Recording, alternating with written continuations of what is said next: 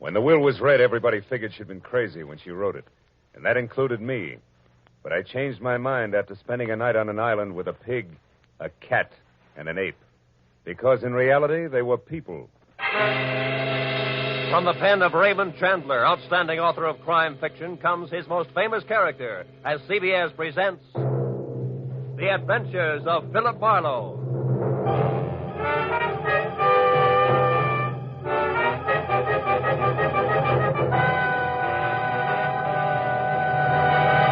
And now, with Gerald Moore, starred as Phillip Marlowe, we bring you tonight's unusual story, Where There's a Will. I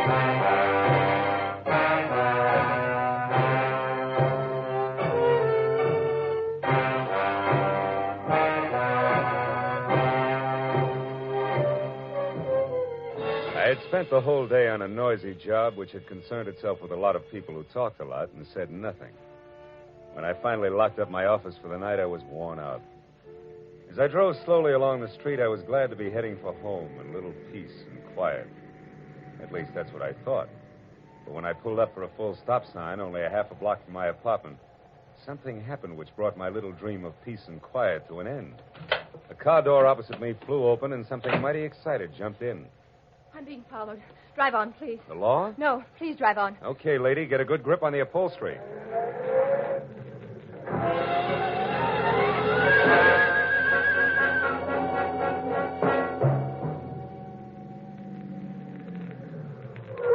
There, that ought to do it. Now, what's the... Say, you look a little pale and beautiful. I'm always pale when my heart's in my mouth. Well, then why don't you swallow once, take a deep breath, and tell me who was after you? There isn't much to tell. He was a nasty little man, that's all I know. So thanks for making like Barney Oldfield, and good night. Hey, not so fast. It's impolite to hitch and run. Look, mister, right now I'm up to my earrings in trouble, and that leaves very little time for small talk with strangers, even nice ones. Well, in that case, the name is Phillip Marlow, which takes care of the stranger part, and I'm a private detective, which makes trouble my business. Where do we go from there? No place. $300,000 worth of hidden bonds, a screwy old lady, and a sculptor with a red beard are too much for any one-man police force, Mr. Marlowe. So again, good night. Before I could say anything, she was out and gone.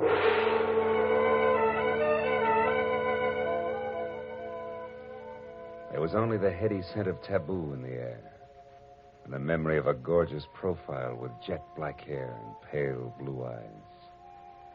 I sighed like a schoolboy and decided to put her under the heading of things that pass in the night. But I couldn't. Why, out of all the cars in Los Angeles, should she have picked on mine? Well, the next morning, as I was walking down the corridor to my office door, I was still seeing pale blue eyes. Maybe that's why I didn't notice the man who waited outside my door until I was almost on top of him. He was well-dressed and about 35. He looked like a man who had forgotten how to smile. Marlowe. Right. I want to compliment you on your behavior last night, Mr. Marlowe. Barbara told me about it. Oh? Come on in, Mr. Shields. Edward Shields. Would you be interested in aiding 3 people in a search for more than $250,000 in negotiable bonds, 1% of which will be yours if the bonds are found? Being a fairly fast man with figures, yes. Yes, I would. Splendid. I'd like a few details. Well, Mr. Marlowe, my aunt, Bernice Mayhew Shaw, died, leaving her entire fortune to charity, with the exception of the bonds I mentioned. Those are to be divided equally among 3 of us, the sole heirs, if we find them within 24 hours. That sounds like something you dream about after a midnight snack of pizza and pig's knuckles. Perhaps. But you didn't know my aunt. Beside myself, the beneficiaries are Barbara Haynes, the girl you met last night. She was Aunt Bernice's personal secretary. And another nephew, Harlan Crane, who, at the moment, happens to be a sculptor. Happens to be? 6 months ago, he was a sailor. Before that, a writer, without even a rejection slip to his name.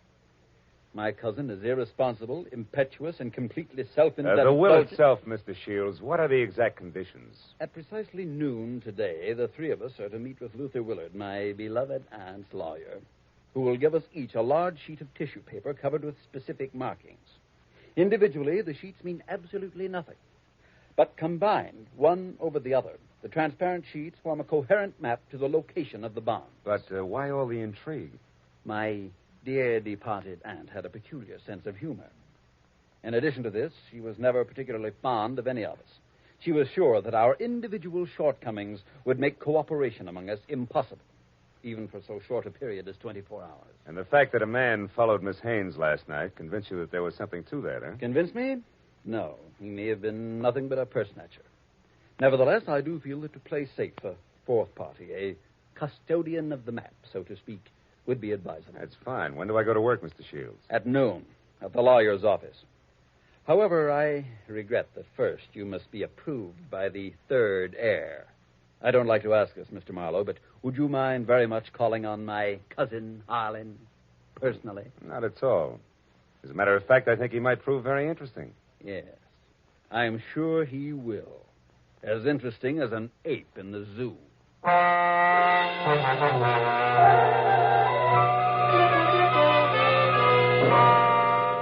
I felt like saying, look, Shields, I'm not as gullible as I look. But then I thought a client's a client, and I decided to play along. Harlan Crane, 6 foot, red-bearded giant, talked as he worked, wielding a 10-pound sculptor's mallet like it was an 18th century quill. I'll be frank with you, Marlowe. Money isn't everything to me and never has been. Over $100,000 will buy a lot of marble. Half the state of Vermont, I'd say. But come to the point, Mr. Crane. Do I get your seal of approval? Oh, I imagine you'll be all right. Anyone who can get by Shields, the all-American Scrooge, ought to do. Thanks, a million. I'm not being personal where you're concerned. It's just a matter of facing a fact bluntly. Edward Shields is conniving, avaricious, and dull. I heartily recommend him to nobody. And the girl, Barbara, you feel the same way about her? No, I don't. And the truth of the matter, Marlowe, is that I know very little about Barbara Haynes. But what I do know, I like very much. Yeah, that I can understand. Marlowe, do you realize that once you have the whole map in your possession, you're worth an awful lot of money? Of course I do. The whole map, I have a market value of exactly $300,000. That's right, fellow. $300,000, dead or alive.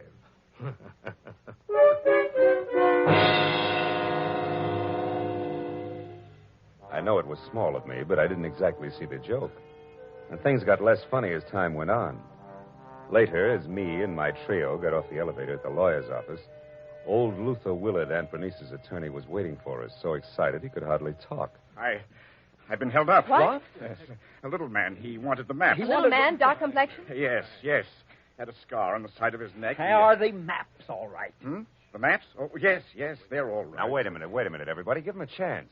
Mr. Willard, tell us exactly what happened. This is Mr. Marlowe. We told you about him, Mr. Willard. Of course, yes. Come into my office. You see, I was putting some papers into my safe when this little man stepped up behind me and demanded the maps. Were they in the safe? No, thank heavens. Make yourselves comfortable. The please. maps, Mr. Willard. Where are they now? Well, right here, where they were all the time. Here under the blotter on my desk. Clever of me, wasn't it?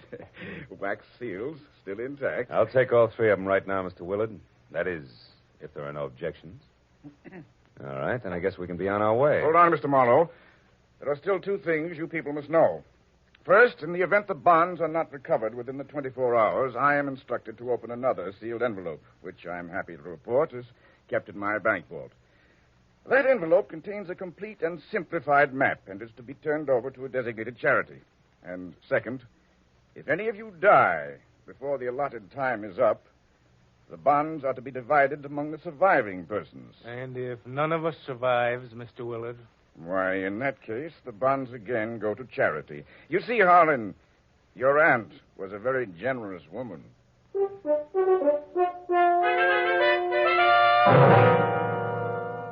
After arranging to meet with the 3 heirs at Shields' place later that afternoon, I headed for the nice and public library, where I figured I'd be able to examine the maps in safety. By placing the 3 maps exactly one over the other, I saw that the bonds were hidden on the larger of 2 squares of land called Twin Islands, which were the personal property of the late Bernice Mayhew Shaw, and located in Indian Lake in the San Bernardino Mountains. As I left the library with the 3 maps in my pocket, I felt like a well-fed mallard on the opening day of hunting season. Then I knew I was being followed. As I slipped into a doorway and turned, I saw it was the nasty little man with the scar. All right, you. We're through playing tag. Oh, let me go. Ooh. Not yet, Shorty. Not until you talk loud and clear. No, don't hit me, please. Please hit me down. I'll talk. I'll tell you everything. All right. If you're sure you can get it all straight the first time. There. Now, the whole story, beginning, middle, and end. Yeah. Yeah, like you say. Whole story. Okay. Starts like this. Oh!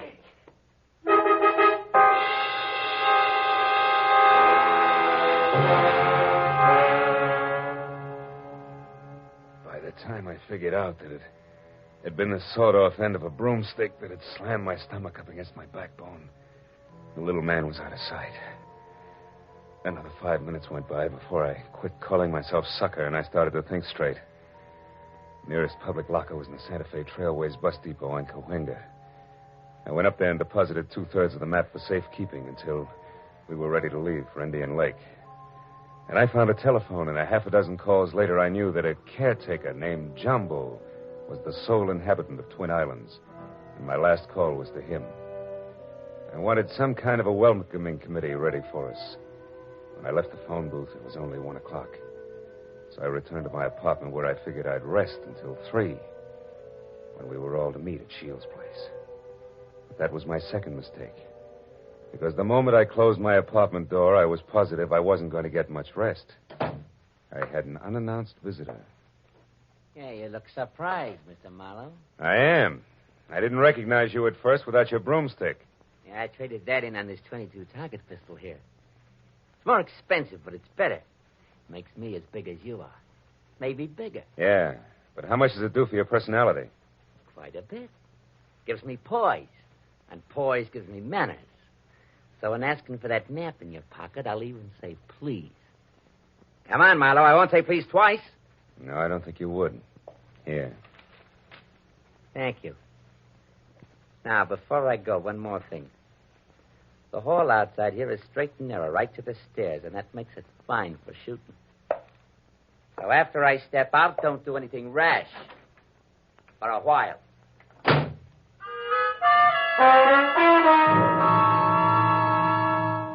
So, loving life as I do, I didn't do anything rash for a while.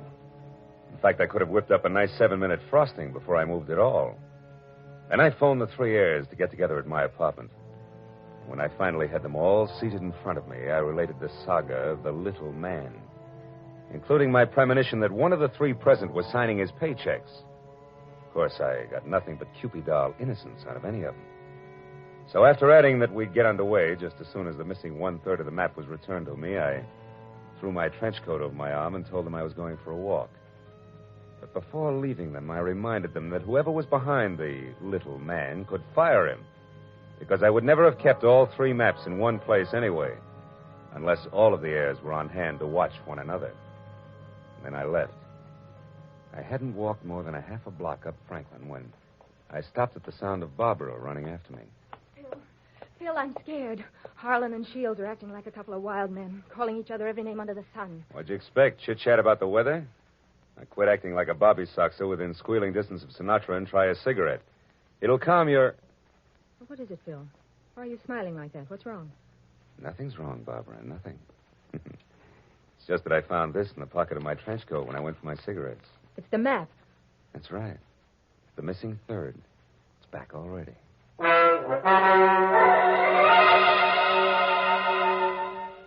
When that missing 3rd part of the map turned up so fast, I figured the heirs had decided to play ball. But I made a mental note to keep my eyes on them anyway.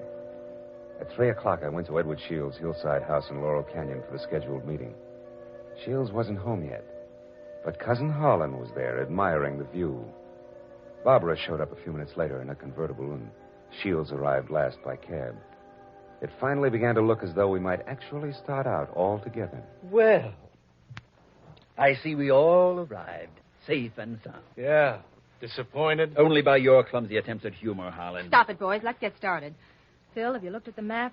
Where are we going? To Indian Lake. It's a 4-hour drive, so if you're all ready, I suggest we get started. Very well. I'll go up to the garage and get the car. So Aunt Bernice hid the bonds in a roost at Twin Islands, eh? Well, well, well. Nobody seemed surprised at the location Aunt Bernice had chosen to hide her bonds. And Harlan, Barbara, and I stood on the front porch watching Shields as he climbed the very steep driveway to his garage in the car. But Barbara got more of my attention than Shields. She made a mighty dreamy picture. And she leaned casually back against the rail of the porch. She wasn't aware that I was watching her.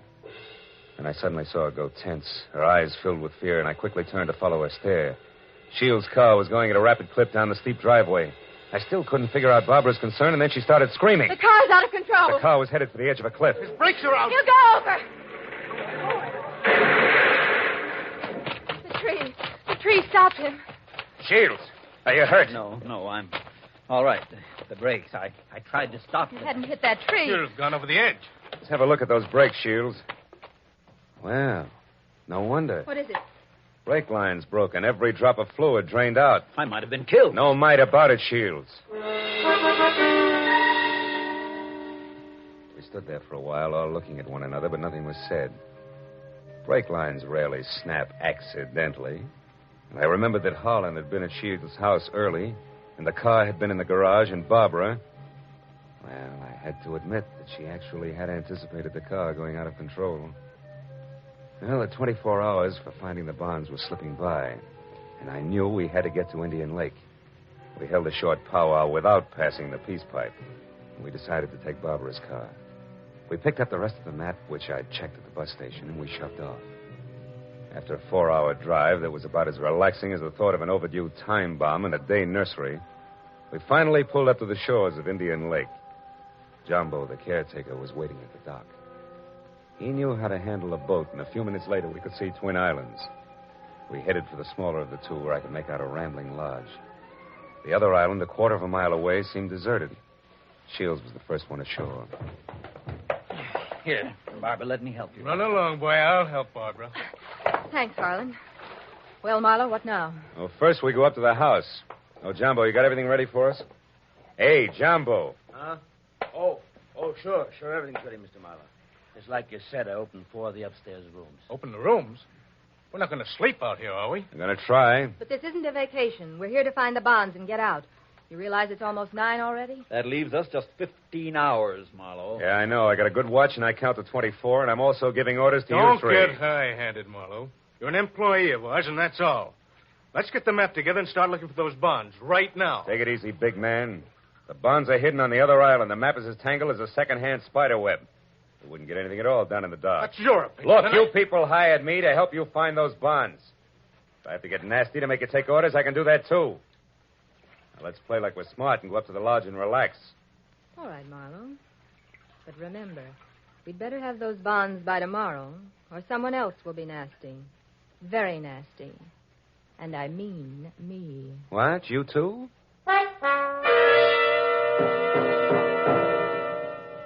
Getting the 3 heirs settled down at dinner table was quite a chore. And when I was sure they'd keep an eye on each other, I slipped outside. I hid 1/3 of the map in a drain pipe. Then I went upstairs to my room, and I hid another third in the window shade. Now, the maps were settled, and I began to think about other things, like the accident to Shields' car.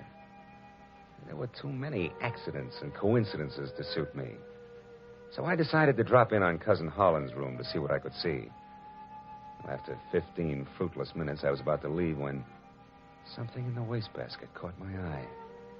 The corner of a half-hidden handkerchief monogrammed H.C. I had just picked it up when I saw Jumbo standing in the open door. A handkerchief there in your hand. That blood on it? No. No, it looks more like brake fluid. And in this case, it's practically the same thing, huh? I think we'll leave it right here in the wastebasket, Jumbo. Oh, did you want something? Just wanted to say I'll be in my own place out back if you want me. Okay. You know where Mr. Shields is? He's out in the veranda. Alone? Yeah? Thanks, Jumbo. If I need anything, I'll call you. Good night.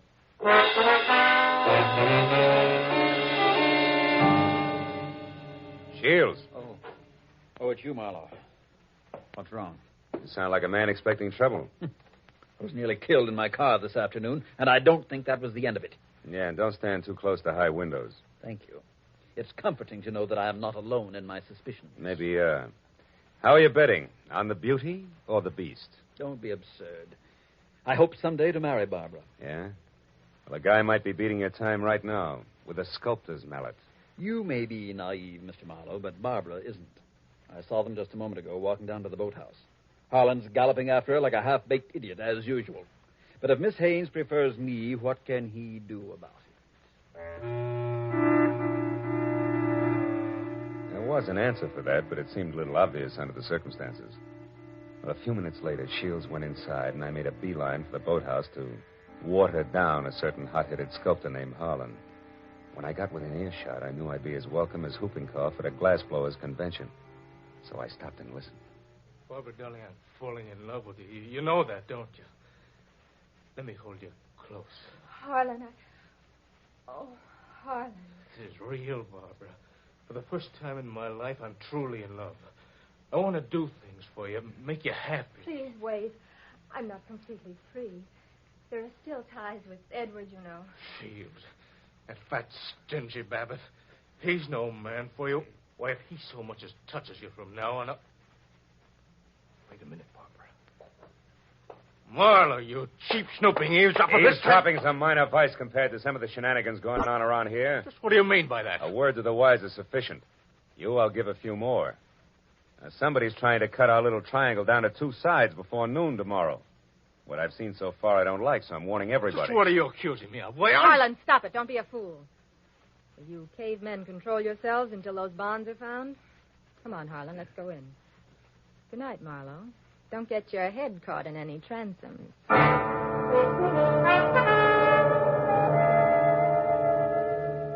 Deciding sleep wouldn't be very healthy for a man in my position, I decided to sit up that night. And it was about 2 o'clock when I looked out the window and saw something mighty interesting. A light was moving on the other island opposite us. I got hold of Jumbo and we went over there as fast as we could.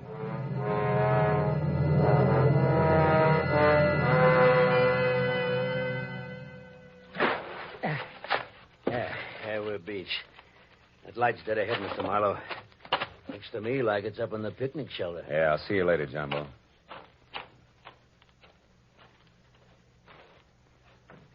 Who's there? Guess who? Oh, Marlowe. I didn't hear you come up. The wind's too strong, I guess. I'm glad to see you. Spooky here all alone. Oh, sure. What's the idea? Decide to do a little freelance prospecting? Yeah, that's right. Bernice Mayhew loved this spot, and I had a hunch she hid the bonds here in the base of this table. Oh, I guess I was wrong. Oh, come on, Marlowe. Limber up. You can't blame me for trying. Listen, beautiful, don't flap your eyelashes at me. I can't see anything but double crosses right now. All right, if you've had your fun, let's go back to the lodge, Don't be that way, Phil. Phil, the sun will be coming up in 2 or 3 hours. Why not wait for it here with me? Barbara, baby, don't burn up too many calories with that routine. Because I only keep 1/3 of the map on me. You think you're so smart. Bright ideas hatch in that cute little brain of yours, too. Now let's... Oh, comes the gun with a pearl handle, no less. Stay away from me, Marlowe. Over there. Hey, what's going on here, Eddie? Jumbo! Look out, Jumbo! Jumbo stepped into the light and Barbara turned. I made a swipe at her gun hand that knocked pistol, purse, and lamp all over the picnic shelter. I found the gun and gave it to Jumbo. Then I started to pick up an assortment of knickknacks that had spilled out of her purse. But I never finished, because one of the items made my eyes pop. It was the monogrammed handkerchief covered with brake fluid that I'd found in Harlan's room. It all made sense now. It tied up everything that I'd suspected right along. Only 2 of my trio had planned to split up the $300,000 worth of bonds from the first. As I ran for the motor launch, I yelled at Jumbo to bring Barbara over in the rowboat. All the way back, I had the panicky feeling that I was probably too late. But when I sneaked in the front door of the lodge, there were still 2 voices, and they came from the open kitchen door. With my hand on my gun, I edged along the wall and peeked in. Shields, you're a fool. Perhaps. But I'm going to kill you and have a perfect case of self-defense. What are you talking about? Your hopelessly framed cousin, Harlan. I ruined the brakes on my own car. I planted your handkerchief, stained with brake fluid, in your room. Marlowe found it. He's convinced that you tried to kill me. He's also convinced that he was brought into this whole thing by coincidence. He doesn't know that he was deliberately involved in our search for the bonds, just so he'd make a reputable witness. You're out of your mind. Not at all. I'm going to kill you and say it was self-defense.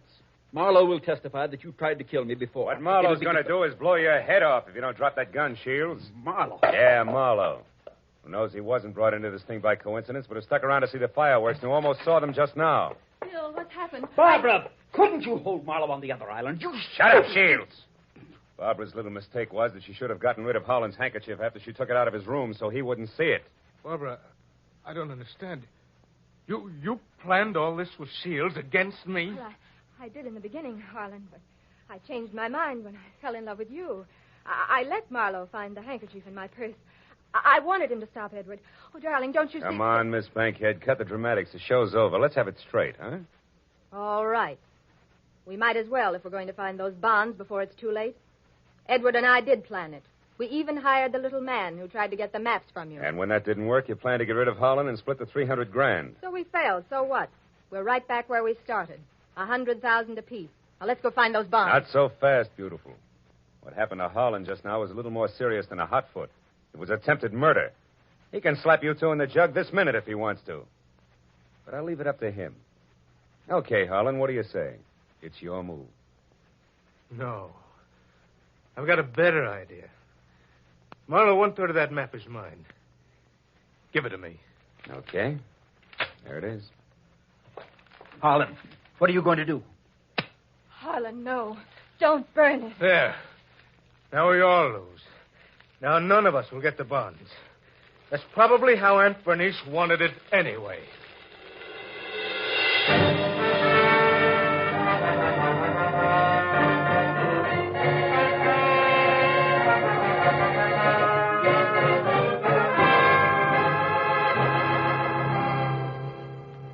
It was almost noon. I was standing on the veranda of the lodge, and a scrawny old crow was perched up on the roof. I saw Barbara and Shields quietly pull away in a boat with Jumbo. And I saw Holland lumbering off to the far end of the island to sulk. And as I watched the three of them, I couldn't help thinking. A pig in a pinstripe suit, an ape with a red beard, and an alley cat in nylon. Yeah. Keep laughing, Aunt Bernice. You were right. Greed, treachery, and rashness don't mix, even for 24 hours. And the 1% of the bonds I was to get? Well, that's my contribution to charity. Who knows? Maybe I can take it off my income tax.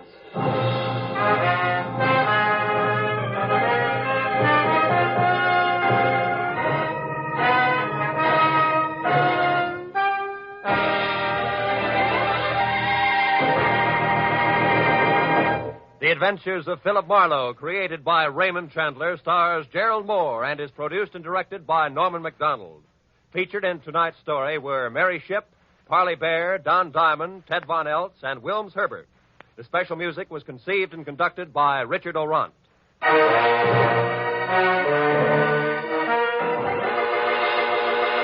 Be sure to be with us again next week when Phillip Marlow says... When I got the crisp $50 bill in advance, I figured my client had a heart of gold. But after I was beat up, double-crossed, and shot at, I realized just how hard a heart of gold could be.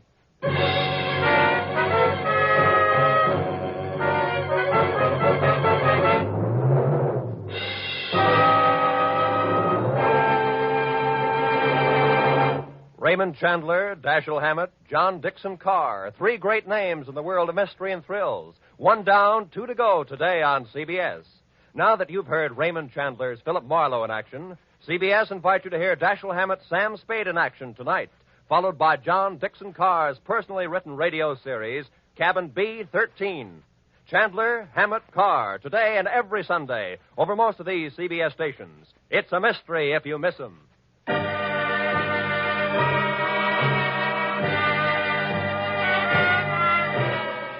Roy Rowan speaking for CBS, the Columbia Broadcasting System.